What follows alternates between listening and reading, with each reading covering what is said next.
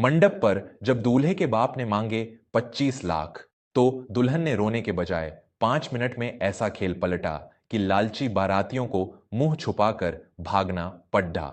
नमस्कार, मैं विवेक वर्मा, जिसे आप SI वर्मा के नाम से भी जानते हैं।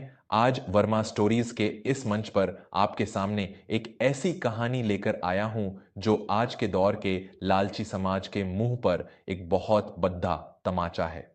हम अपनी बेटियों को बद्धे लाधे प्यार से पालते हैं, उन्हें अच्छी शिक्षा देते हैं ताकि वे अपने पैरों पर खड़िही हो सकें।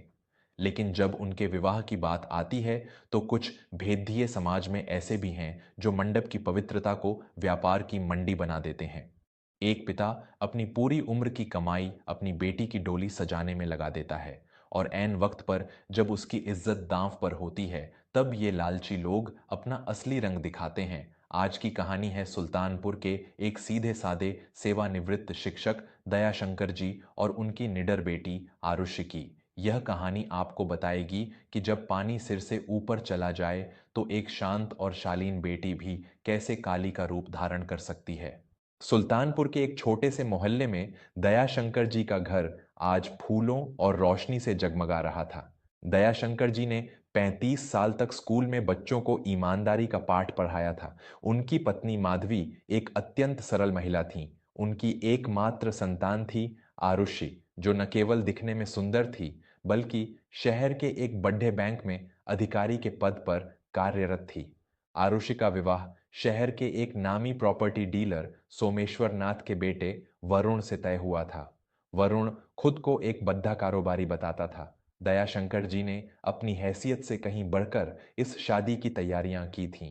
उन्होंने अपनी रिटायरमेंट की पाई पाई, अपनी PF की राशि और यहां तक कि अपनी पत्नी के कुछ गहने भी इस उम्मीद में लगा दिए थे कि उनकी बेटी एक अच्छे और संपन्न घर में सुखी रहेगी।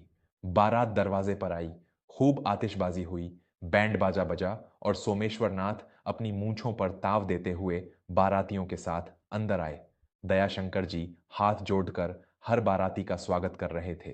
उन्हें क्या मालूम था कि इन मुस्कुराते हुए चेहरों के पीछे लालच का एक खौफनाक मंजर छुपा हुआ है। जयमाला का कार्यक्रम बड़ी धूमधाम से संपन्न हुआ। आरुषि लाल जोड्ढे में साक्षात देवी लग रही थी। वरुण भी शेरवानी में मुस्कुरा रहा था, लेकिन उसकी मुस्कुराहट में वो सच्चाई नहीं थी जो एक दूल्हे के चेहरे पर होनी चाहिए। रात के 2 बज रहे थे। पंडित जी ने मंत्रोच्चार शुरू किया और कन्यादान का समय आ गया। दयाशंकर जी की आंखों में आंसू थे। वे अपनी बेटी का हाथ वरुण के हाथ में देने ही वाले थे कि अचानक सोमेश्वर नाथ अपनी कुर्सी से खड्डे हो गए।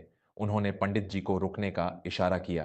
पूरे मंडप में सन्नाटा छा गया। सोमेश्वर नाथ ने कडायचिक आवाज में कहा, रुकिए पंडित जी, यह विवाह तब तक आगे नहीं बढ़ेगा जब तक मेरी एक छोटी सी शर्त पूरी नहीं हो जाती। दयाशंकर जी घबरा गए। उन्होंने हाथ जोड़ धजकर पूछा, समधी जी, क्या हुआ? कोई भूल हो गई क्या? खाना पसंद नहीं आया या स्वागत में कोई कमी रह गई? सोमेश्वर नाथ ने अपनी आवाज और ऊंची करते हुए कहा, दयाशंकर जी, स्वागत तो ठीक है, लेकिन हमें अभी अभी पता चला है कि जिस व्यापार में वरुण पैसा लगाने वाला था उसमें कुछ कमी पड़ी DDH रही है। हमें अपने रुतबे के हिसाब से एक बढ़ी गाढ़ी और व्यापार विस्तार के लिए तुरंत 25 लाख रुपए नकद चाहिए। अगर आप अभी इसी वक्त 25 लाख रुपए का इंतजाम नहीं कर सकते तो यह बारात बिना दुल्हन के वापस लौट जाएगी। मंडप में मौजूद हर इंसान के होश उड्डियाच गए। दयाशंकर जी के पैरों तले जमीन खिसक गई। माधवी जी फूट फूट कर रोने लगीं। दयाशंकर जी सोमेश्वर के पैरों में गिर पड़े। दयाशंकर जी ने रोते हुए कहा, समधी जी, आप यह क्या कह रहे हैं? मैंने अपना सब कुछ इस शादी में लुटा दिया है। मेरी उम्र भर की कमाई खर्च हो चुकी है। इस वक्त मैं 25 लाख रुपए कहां से लाऊंगा? मेरी बेटी की जिंदगी बर्बाद मत कीजिए, मेरी समाज में नाक कट जाएगी। मैं हाथ जोड़ता हूं, फेरे शुरू होने दीजिए। वरुण, जो अब तक चुप था, उसने भी अपना असली चेहरा दिखाते हुए कहा, पिताजी सही कह रहे हैं अंकल, आखिर समाज में हमारी भी कोई हैसियत है। बिना गाड़ी और बिना पैसों के मैं अपनी ससुराल की शान कैसे बनाए रखूंगा? या तो पैसे दीजिए वरना हम जा रहे हैं। दोस्तों, क्या आपने भी कभी महसूस किया है कि एक पिता की लाचारी का फायदा उठाना दुनिया का सबसे नीच काम है? जिस बेटी को पालने में एक बाप अपना खून पानी कर देता है, उसी बेटी की डोली रोकने की धमकी देना क्या इंसानियत है? दयाशंकर जी की वो कांपती हुई पगड्डी और वो गिरते हुए आंसू उस हर पिता का दर्द हैं जिसे दहेज के दानवों ने सताया है। अगर आपको दयाशंकर जी की यह बेबसी और उन लालची लोगों का यह अहंकार आपके खून में उबाल ला रहा है, तो अभी वर्मा स्टोरीज चैनल को सब्सक्राइब कर लें। आपका एक सब्सक्राइब मुझे यह हिम्मत देता है कि मैं ऐसी ही सच्ची और रोंगटे खड्डे कर देने वाली कहानियां आप तक लाता रहूं जो समाज को आईना दिखा सकें। जुधिए हमारे इस परिवार से सब्सक्राइब कीजिए और चलिए देखते हैं कि आरुष ने इस अपमान का क्या जवाब दिया। आरुष मंडप पर बैठी यह सब देख रही थी। उसकी आंखों में आंसू नहीं थे, बल्कि एक ऐसी चमक थी जो तूफान आने से पहले की शांति जैसी थी। उसने देखा कि कैसे वरुण, जिससे वह प्यार करने की कोशिश कर रही थी, उसके पिता का अपमान देख रहा था और खुश हो रहा था। आरुषि धीरे से उठी और उसने अपने पिता को सहारा देकर खड़ा किया। उसने अपने पिता के सिर पर उनकी गिरी हुई पगड़ी वापस रखी और उनके आंसू पोंछे।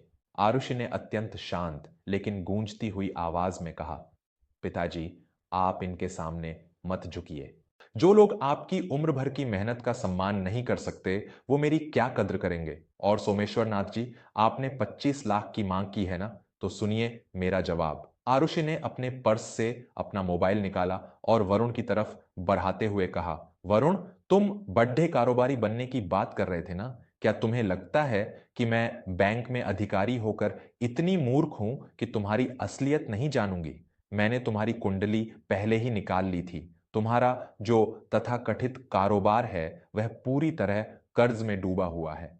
तुम्हारे घर पर बैंक की कुर्की आने वाली है और इसीलिए तुम्हें 25 लाख रुपए चाहिए ताकि तुम अपना कर्ज उतार सको। तुम शादी नहीं कर रहे हो, तुम अपनी बर्बादी को छुपाने के लिए मेरे पिता को लूटना चाहते हो। वरुण का चेहरा पीला पडीडीएच गया। सोमेश्वर नाथ हड्डा बद्धा गए। आरुषि यहीं नहीं रुकी। आरुषि ने सोमेश्वर नाथ की आंखों में आंखें डालकर कहा, आपने सोचा था कि मंडप पर एक लाचार पिता अपनी बेटी की बदनामी के डर से आपकी हर नाजायज मांग पूरी कर देगा। आपने गलत घर में हाथ डाल दिया है। आप जैसों के लिए जेल की काल कोठरी सबसे अच्छी जगह है। आरुषि ने तुरंत डायल 100 पर फोन लगाया। सोमेश्वर नाथ ने भागने की कोशिश की, लेकिन आरुषि के भाइयों और मोहल्ले के युवाओं ने बारातियों को चारों तरफ से घेर लिया। सोमेश्वर नाथ ने थरथराते हुए कहा, अरे बेटा, हम तो बस मजाक कर रहे थे। हमें पैसे नहीं चाहिए। चलो फेरे शुरू करते हैं। हम बिना किसी दहेज के शादी करेंगे। आरुषि ने जोर से हंसते हुए कहा, अब बहुत देर हो चुकी है सोमेश्वर जी। जो रिश्ता लालच की नींव पर खड़ा हो वह कभी फल फूल नहीं सकता। और वरुण, तुम जैसे कायर इंसान के साथ मैं अपनी जिंदगी का एक पल भी नहीं बिता सकती जो अपने पिता के गलत कामों में उसका साथ दे रहा है। आपने 5 मिनट में अपनी मांग रखी थी और मैंने 5 मिनट में तय कर लिया है कि मैं इस घर की बहू कभी नहीं बनूंगी।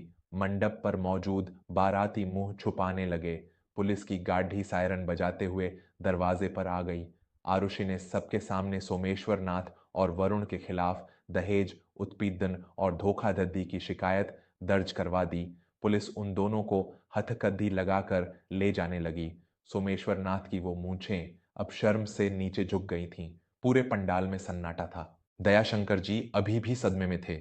उन्हें डर था कि अब उनकी बेटी का क्या होगा, लोग क्या कहेंगे। दयाशंकर जी ने कांपते हुए कहा, बेटी, तूने बहुत बहादुरी दिखाई, लेकिन अब दुनिया हमें जीने नहीं देगी। मंडप से बारात लौट गई है, अब तुझसे कौन शादी करेगा? आरुषि ने अपने पिता का हाथ पकड़ कर कहा, पिताजी, ऐसी शादी से तो अकेला रहना 1000 गुना बेहतर है जहां सम्मान न हो। और किसने कहा कि बारात वापस जाएगी? आज इस मंडप पर आपकी बेटी का नया जन्म हुआ है। हम यह खाना बारातियों को नहीं, बल्कि शहर के अनाथालय के बच्चों को खिलाएंगे। जो पैसा आपने बचाना चाहा था उसे हम किसी अच्छे काम में लगाएंगे। दोस्तों, क्या आरुषि का यह फैसला सही नहीं था? क्या हमें समाज के डर से अपनी बेटियों को नरक में धकेल देना चाहिए? आज की बेटियां केवल घर नहीं संभालती, वे अपने परिवार के सम्मान की रक्षा करना भी जानती हैं। अगर आरुषि की इस हिम्मत ने आपके दिल को छुआ है, अगर आपको लगता है कि हर बेटी को अपने स्वाभिमान के लिए ऐसे ही खड़ा होना चाहिए, तो बिना सोचे वर्मा स्टोरीज को सब्सक्राइब करें। आपके सब्सक्राइब करने से यह संदेश और भी उन पिताओं तक पहुंचेगा जो आज भी दहेज के नाम पर डराए जाते हैं। तो अभी सब्सक्राइब का बटन दबाएं और बेल आइकन जरूर दबाएं। चलिए देखते हैं कि इस कहानी का अंत कैसा हुआ। तभी भीडरडीएच में से एक युवक बाहर आया। उसका नाम कुलदीप था। कुलदीप दयाशंकर जी के ही स्कूल का एक पूर्व छात्र था और आज एक सफल सॉफ्टवेयर इंजीनियर था। वह बहुत देर से यह सब देख रहा था। कुलदीप आरुषि को बचपन से जानता था और उसके मन में आरुषि के लिए हमेशा से सम्मान था। कुलदीप ने दयाशंकर जी के पास आकर उनके पैर छुए और बहुत ही शालीनता से कहा, मास्टर जी, अगर आपकी अनुमति हो और आरुषि को कोई आपत्ति न हो तो मैं आरुषि के साथ 7 फेरे लेने को तैयार हूं। मुझे न गाढ़ी चाहिए, न 25 लाख और न ही कोई दिखावा। मुझे बस आरुषि जैसी स्वाभिमानी जीवन साथी चाहिए जो सही और गलत का अंतर जानती हो। पूरे मंडप में तालियों की गूंज सुनाई देने लगी। दयाशंकर जी की आंखों में खुशी के आंसू आ गए। उन्होंने आरुषि की तरफ देखा। आरुषि ने कुलदीप की आंखों में वो ईमानदारी देखी जो वरुण में कभी नहीं थी। आरुषि ने धीरे से अपना सिर हिलाकर अपनी सहमति दे दी। उसी मंडप पर उसी रात आरुषि और कुलदीप का विवाह संपन्न हुआ। पंडित जी ने फिर से मंत्र पढ़े, लेकिन इस बार उन मंत्रों में लालच की कोई गूंज नहीं थी। यह विवाह केवल दो शरीरों का मिलन नहीं था, बल्कि यह सच्चाई और स्वाभिमान की जीत थी। दयाशंकर जी की पगड्डी फिर से ऊंची हो गई थी। विदाई के समय आरुषि ने अपने पिता से कहा, पिताजी, आपने मुझे पढ़ाया लिखाया, यही मेरा सबसे बड़ा दहेज है। आज आपकी शिक्षा ने ही मुझे एक गलत इंसान के चंगुल से बचाया है। आरुषि मुस्कुराते हुए विदा हुई। सोमेश्वर नाथ और वरुण आज भी जेल की सलाखों के पीछे अपने कर्मों की सजा काट रहे हैं। पूरे शहर में आरुषि की बहादुरी के चर्चे थे। लालचियों को यह सबक मिल चुका था कि अब की बेटियां झुकना नहीं, बल्कि जवाब देना जानती हैं। निष्कर्ष दोस्तों, दहेज एक ऐसी कुरीति है जो हमारे समाज को खोखला कर रही है, लेकिन इस कुरीति को तभी खत्म किया जा सकता है जब आरुषि जैसी बेटियां और दयाशंकर जी जैसे पिता समाज की परवाह किए बिना स्वाभिमान का रास्ता चुने। याद रखिए, जो रिश्ता पैसों की शर्त पर शुरू होता है वह कभी सुख नहीं दे सकता। अपनी बेटियों को इतना काबिल बनाइए कि उन्हें किसी लालची के सहारे की जरूरत न पड़े। इज्जत पैसों से नहीं, चरित्र से कमाई जाती है। आज की यह रोंगटे खड्डे कर देने वाली और प्रेरणादायक कहानी अगर आपके हृदय तक पहुंची है, अगर आपको आरुषि का यह करारा जवाब पसंद आया है, तो इस वीडियो को अपने दोस्तों और परिवार के हर सदस्य के साथ शेयर जरूर कीजिएगा।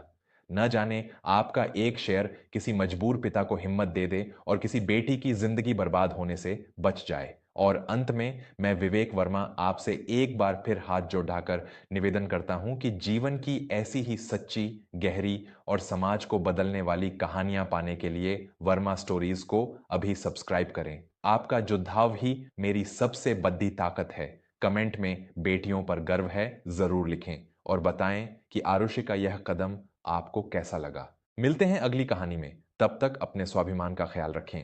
धन्यवाद और नमस्कार।